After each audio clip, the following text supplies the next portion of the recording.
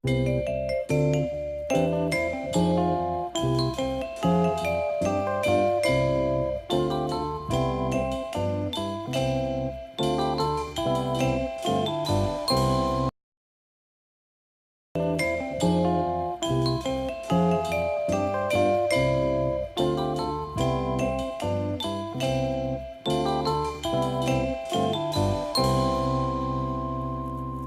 and welcome to this first segment of What to Watch with Your Popcorn. I'm Dave. And I am Rob.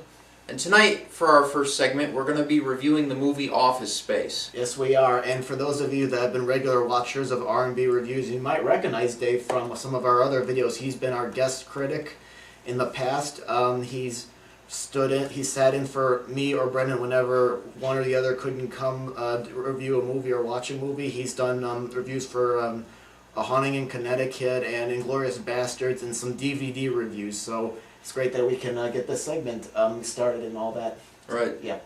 Okay, so let's get started. Now, the film follows co-workers at the Initech Corporation, Peter, Sam, Michael, and Milton, and all four of them, like many of us, have problems with their jobs. They're tired of being told what to do by different people. The fax machines and computers don't work right.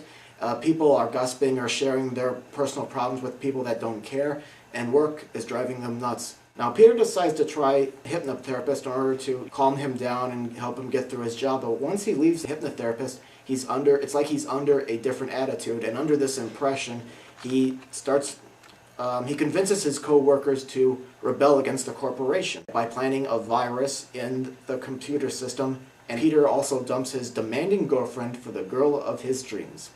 Now, the film gained a cult following since it came out in 1999, and it didn't do very well at the box office, but since then it's become one of the most quotable films of all time. The film was directed by Mike Judge, who also directed the film Extract, which Brendan and I reviewed earlier this year, and he also created Beavis and Butthead and co-created King of the Hill. Now, Office Space has some good moments of comedy that I think we've all been in, with situations like at the beginning of the film with a traffic jam. And I gotta say, Judge really knows how to cast a picture. I felt like we were watching real people, and from the way they talk and their expressions on their face, I think the actors did a great job bringing some credibility to the film. Now, also, over time, I began to realize that I began to feel a little bit crammed with this movie, and I think it's because Judge wants us to feel that way, because in the cubicles, I'm sure all the workers that work over there feel pretty crammed and all that. So I think that was very interesting. But honestly, I thought Extract was a little bit of a better film, because I don't know how many of you are going to agree with that statement, but that's what I felt. I felt with Extract there was a more polished storyline, and with this movie, Office Space, there's so many main characters to keep track of, and with Extract it was kind of kept to a minimum. Now, I also thought the film started and ended very well, but right in the middle there was a few slow spots here and there, and I thought that at one point I was wondering whether the movie would have been better as a short film rather than as a feature film that ran at 89 minutes. But overall, I thought Office Space was pretty funny, but I'm concerned that because we're in the middle of a recession, whether people will, when jobs are scarce and people will do anything, even stuff they hate for jobs, I'm beginning to wonder whether people will laugh at this type of comedy. But I think Office Space is definitely worth a look. Okay, Dave, what did you think? I agree with you that most people won't find this movie as funny as they did 2 years ago when the economy was better and there was less layoffs. But I still found this movie to be pretty funny. I would probably compare it to the show The Office with Steve Carell, because it had like the same sort of gags and gimmicks and everything that this movie had.